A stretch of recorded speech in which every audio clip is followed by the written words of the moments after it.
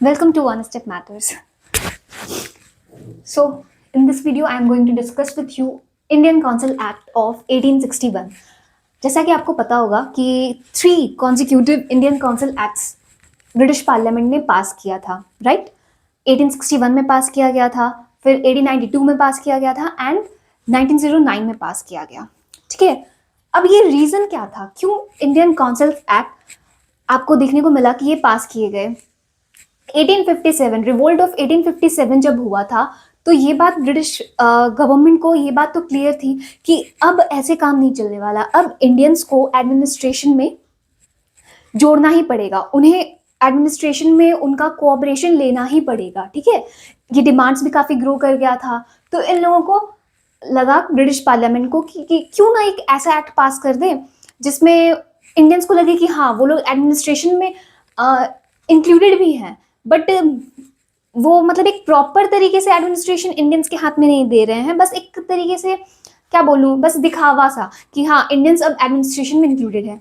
और by the way मैं आप लोगों को ये भी बताना चाहूँगी कि ये इंडियन काउंसिल एक्ट जो है 1861, इसको मैं बहुत ही मतलब एक ट्रिक से मैं आप लोगों को कोशिश करूँगी कि इसके जितने भी फीचर्स दिए हुए लक्ष्मीकांत में आप लोगों को याद करवा दूँ, ठीक है? स्टार्ट करते हैं। अब देखिए, ये कहीं से भी मैंने जितने भी अभी तक आप लोगों को जितने भी एक्ट्स कवर करवाए हैं ना, सब में कुछ ना कुछ आप लोगों को ट्रिक बताया है जिससे आप उन सारे फीचर्स को कोरिलेट कर सके, ठीक है? जब भी मॉक टेस्ट में बैठे तो कंफ्यूजन ना हो आप लोगों के माइंड में कि अच्छा ये पॉइंट उस एक्ट में था कि उस एक्ट में था। इसीलिए मैं इस वीडियो को स्टार्ट करने से पहले आप लोगों से रिक्वेस्ट करूंगी कि अगर आपने अभी तक मेरा वीडियोस नहीं देखा है तो आप लोग प्लीज़ देखिए, क्योंकि जितने भी 1861 के पहले जो प्रायर टू 1861 जितने भी एक्ट्स थे मैंने सारे वीडियोस उन पे अपलोड कर दिए हैं। One step matters channel name, आप हिस्टोरिकल बैकग्राउंड या फिर जितने भी वो एक्ट के नेम से सर्च करिएगा तो आपको मिल जाएगा। अब चलिए स्टार्ट करते हैं। Indian council act of 1861।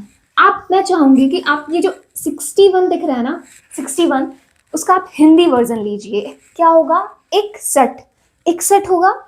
याद करने का तरीका मैं बता रही हूँ, ठीक है? ऐसे कोई नहीं बताता। मैंने भी बिग इंस्टीट्यूट्स, जितने भी बिग इंस्टीट्यूट्स हैं उनके टीचर से मैंने भी पढ़ाई की है, वो लोग 3 घंटे 4 घंटे में वो पूरे कवर करवा देते हैं, बट क्या होता है ना, याद नहीं होता। याद होने का तरीका मतलब मेरा कोशिश है ना कि मेरा जो भी वीडियो देखे वो उसको याद हो, ठीक है? ऐसे ही ना कि टाइम पास करके चला जाए, नहीं, याद हो, ठीक है? एक्स्ट्रा इन्फॉर्मेशन भले ना मिले, जितना लक्ष्मीकांत ने दिया है बस उतना ही है इस ब्लैक बोर्ड में, मैंने भी उसको समराइज करके आप जैसे कि देख सकते हैं, मैंने भी बस वही सब समराइज किया हुआ है, एक्स्ट्रा इन्फॉर्मेशन मैंने नहीं दिया है। लेकिन लक्ष्मीकांत में जितना है ना, आपको भी पता होगा, सफिशिएंट होता है प्रीलिम्स के लिए, वो आपको याद करवाने की गारंटी मेरी।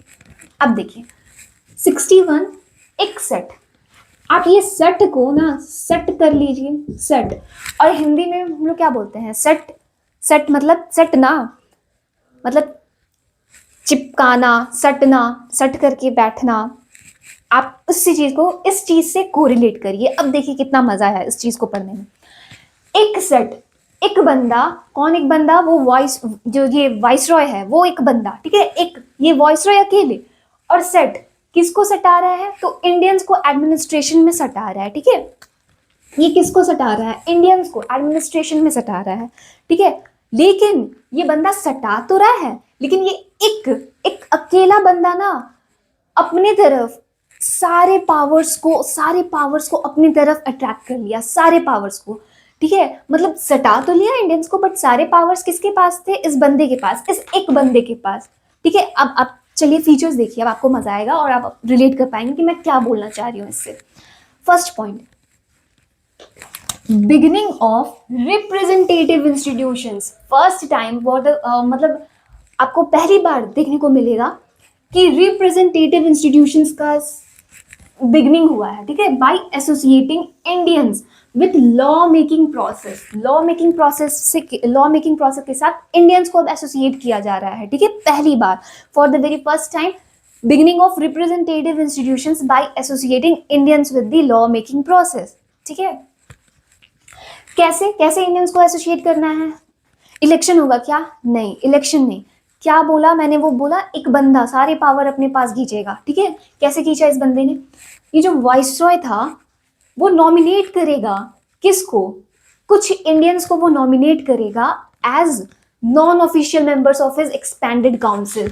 क्या लिखा है मैंने, ये जो वॉइसरॉय है नॉमिनेट करेगा some Indians as non official members of his expanded council.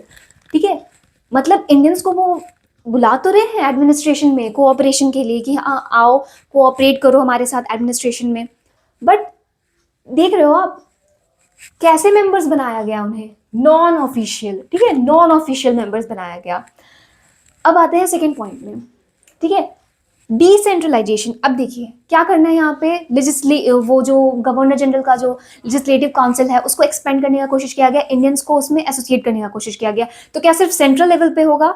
नहीं, जो काम सेंट्रल लेवल पे कर रहे हैं वो लोग प्रोविंशियल लेवल पे भी तो करेंगे ना उस चीज़ को, तो प्रोविंशियल लेवल पे भी करेंगे। बट प्रोविंशियल लेवल में तो याद है ना आप लोगों को, मैंने पढ़ा रखा था 1833, वो भी मैंने बहुत अच्छे तरीके से आप लोगों को सारे ट्रिक के साथ बताया है कि आप कैसे याद रख सकते हो।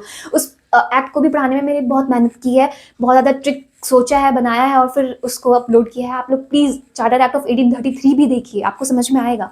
उसमें भी मैंने बताया कि आप कैसे याद रख सकते हो ये कैसे लेजिस्लेटिव पावर गवर्नर जनरल ने अपनी तरफ खींच लिया था। ठीक है, लेकिन चलिए इसमें आते हैं इंडियन काउंसिल एक्ट में। डिसेंट्रलाइजेशन अब स्टार्ट हो चुका है। लेजिस्लेटिव पावर्स जो छीन लिए गए थे presidencies of Bombay and Madras से, उनको वापस रीस्टोर कर दिया गया। ठीक है, restore to presidencies of Bombay and Madras.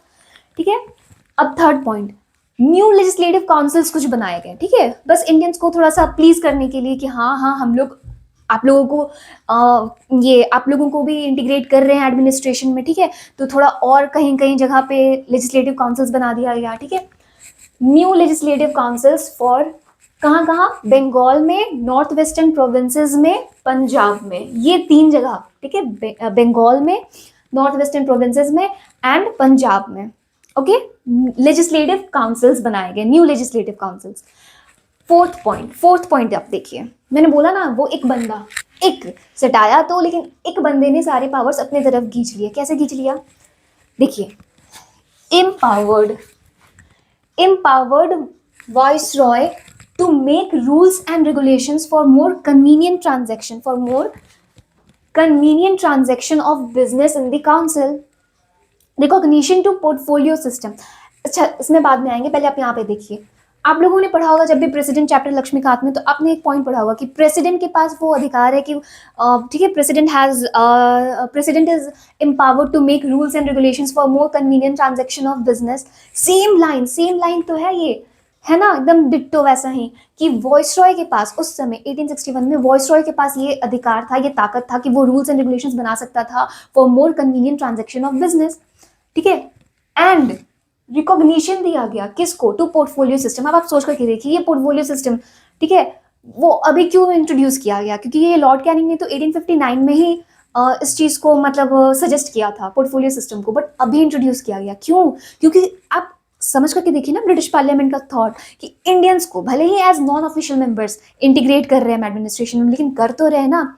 तो एक पोर्टफोलियो सिस्टम, एक ऐसा सिस्टम लेकर के आया गया पोर्टफोलियो सिस्टम, जिसमें क्या होगा, अंडर दिस सिस्टम जो मेंबर होगा ना गवर्नर जनरल का, जो गवर्नर जनरल के लेजिस्लेटिव काउंसिल का जो मेंबर होंगे, ठीक है, अगर एक उसमें से बहुत सारे मेंबर्स होंगे, ठीक है, कुछ ऑफिशियल मेंबर्स होंगे, कुछ नॉन ऑफिशियल मेंबर्स जिसको viceroy, some Indian non official members जिसको वॉइसरॉय नॉमिनेट करने वाला है।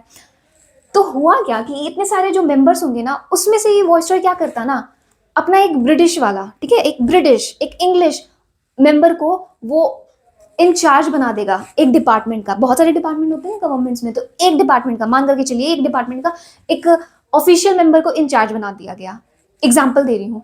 अब उससे क्या फायदा होगा कि माना कि नॉन ऑफिशियल मेंबर्स भी लेजिस्लेटिव काउंसिल के मेंबर हैं, बट फायदा ये हो गया इंचार्ज बनाने का, उस डिपार्टमेंट का इंचार्ज बनाने का ऑफिशियल मेंबर को। यहाँ लिखा तो नहीं कि ऑफिशियल मेंबर को ही बनाएगा, बट बनाना तो उसको ऑफिशियली मेंबर को था। ठीक है, member of governor general council, जिस भी बंदे को अगर इंचार्ज बनाया गया ना डिपार्टमेंट का, तो उसके पास वो अधिकार था, authorised to issue final orders on behalf of the council. अब आप काउंसिल के बिहाफ पे, मतलब आप एक लौते बंदे हो, वो जो ऑफिशियल मेंबर, आप इमेजिन करके देखिए, अब वो नॉन ऑफिशियल मेंबर से डिस्कशन करे ना करे कोई फर्क नहीं पड़ता, वो लोग एग्री है नहीं है, उसके पास वो अधिकार है कि वो on behalf of the council वो अपना डिपार्टमेंट का डिसीजन खुद ले सकता है। समझ करके देख रहे हैं मतलब कितने तेज हैं ये लोग। फिफ्थ पॉइंट, ठीक है, Viceroy can issue ordinances without concurrence of the legislative council during an emergency. Same बात यहाँ पे वॉइसरॉय के लिए भी आया कि ये ऑर्डिनेंस एक इशू कर सकता है एक इमरजेंसी के दौरान। ये भी आपने में पढ़ा होगा हमारे कॉन्स्टिट्यूशन में, ठीक है। प्रेसिडेंट के पास ये अधिकार होता है इमरजेंसी के दौरान वो भी ऑर्डिनेंसेस इशू कर सकते हैं, और उसका भी मैक्सिमम लाइफ टाइम जो होता है वो 6 मंथ्स, और यहाँ पे भी मैक्सिमम पीरियड 6 मंथ्स। आपको कितने सारे पॉइंट्स यहाँ पे दिख रहे होंगे जो हमारे कॉन्स्टिट्यूशन में सेम मैच हो रहे हैं कॉन्स्टिट्यूशन से। इसीलिए कहा जाता है ये जो इंडियन काउंसिल एक्ट ऑफ 1861 जो है ना, वो एक इंपॉर्टेंट कॉन्स्टिट्यूशनल लैंडमार्क है in the history of India, ठीक है, in the political history of India, ठीक है। यहाँ तक ठीक है। आप एक बार देख भी लीजिए, स्क्रीनशॉट लीजिएगा तो स्क्रीनशॉट भी ले लीजिए।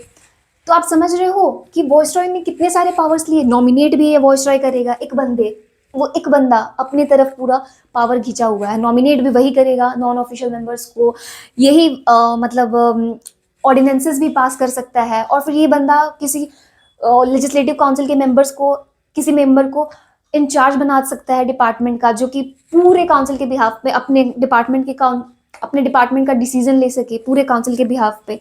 तो ये सब चल रहा था। अब एक और पॉइंट जो मैंने छोड़ा था, मुझे लगा था जगह नहीं होगा, मैंने जब बोला ना कि ये जो वॉइसरॉय है वो इंडियंस को नॉमिनेट कर सकता है, सम इंडियंस को एज नॉन ऑफिशियल मेंबर्स, तो एक इन्फॉर्मेशन दिया हुआ है लक्ष्मीकांत में। वो 3 इंडियंस के जो पहले 3 इंडियंस जिसको वॉइसरॉय लॉर्ड कैनिंग ने नॉमिनेट किया था, उनका नाम, ठीक है, वो नाम क्या क्या है? Raja of Banaras, Maharaja of Patiala and sir Dinkar Rao. अब आप याद कैसे रख सकते हो? जैसे कि वो एक पॉइंट लिखा है ना कि great constitutional importance in the political history of India. तो ग्रेट कॉन्स्टिट्यूशनल इंपॉर्टेंस ऐसा भी क्या था भाई इसमें? तो इंडियंस एसोसिएट हो रहे थे एडमिनिस्ट्रेशन में पहली बार, ठीक है, उनको जगह मिल रही थी इंडियंस को। तो याद रखने का तरीका, जैसे कि ये कभी कभी भूल जाते हैं हम लोग कि राजा ऑफ बनारस था कि महाराजा ऑफ पटियाला था कि सर दिनकर राव, तो आप ऐसे याद रख सकते हैं ना। महान बना वो दिन, कौन सा दिन?